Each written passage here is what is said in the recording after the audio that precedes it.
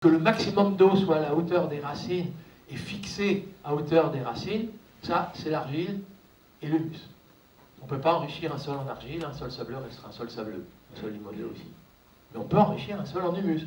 Parce que justement, je vous disais, l'humus, c'est le carbone du gaz carbonique que la plante a intercepté, a fabriqué de la paille, a fabriqué des racines, et après récolte, si ça se décompose bien, eh bien, ce carbone va être séquestré dans le sol sous la forme de l'humus. Sauf que le petit microbe qui commence à grignoter la paille et les racines et à commencer à décomposer tout ça, si à ce moment-là précis, après récolte, il n'y a pas un peu d'azote, eh bien, il ne peut pas terminer son travail. Il aura du mal à décomposer la paille, à décomposer les racines, et même le carbone de la paille et des racines pourrait retourner à l'état de gaz carbonique. Donc le petit microbe, là, il a quand même besoin d'un peu d'azote.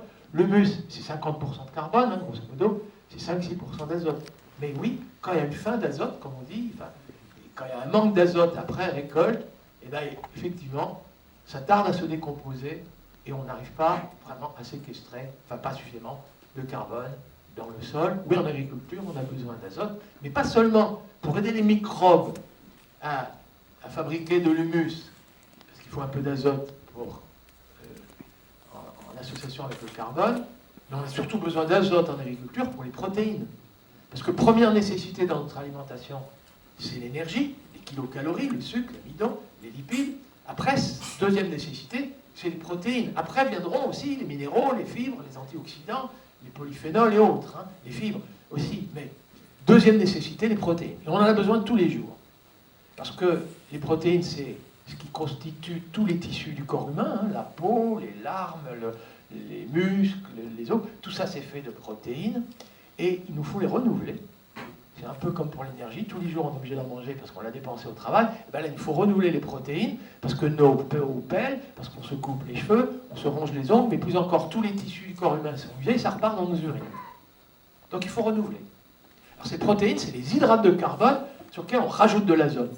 Et troisième bonne nouvelle de la soirée, l'azote, on le trouve dans l'air. Quel pourcentage? 79% d'azote dans l'air que vous respirez, vous et moi. Il n'y en a ni plus ni moins en Papouasie-Nouvelle-Guinée ou sous l'Antarctique, hein, sur l'Antarctique.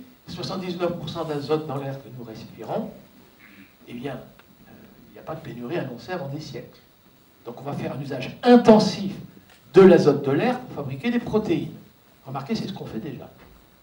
Mais il y a bien deux méthodes aujourd'hui. Il y en a une, un peu standard aujourd'hui, très habituelle. Ben, on veut qu'un blé soit riche en protéines pour qu'il soit panifiable. Ben, on lui apporte un engrais azoté de synthèse. Mais n'oubliez pas que cet engrais azoté de synthèse, urée, ammonitrate, sulfate d'ammonium, etc., a été fabriqué avec de l'énergie fossile. En France, on importe du gaz naturel norvégien et russe pour fabriquer nos engrais azotés de synthèse. L'usine de Toulouse a explosé, le gaz de lac, il n'y en a plus. Oui, le gaz de lac, il n'y en a plus, c'est donc bien que cette énergie fossile, elle est fossile. Dans l'agriculture moderne de demain, va être très économe en énergie fossile. Oubliez, les engrais azotés de synthèse, c'est désuet. C'est du passé.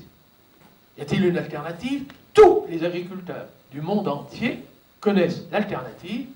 C'est des plantes, on les appelle des légumineuses. Vous voulez nourrir des ruminants, vous appellerez ça trèfle, sainfoin, lotier, luzerne.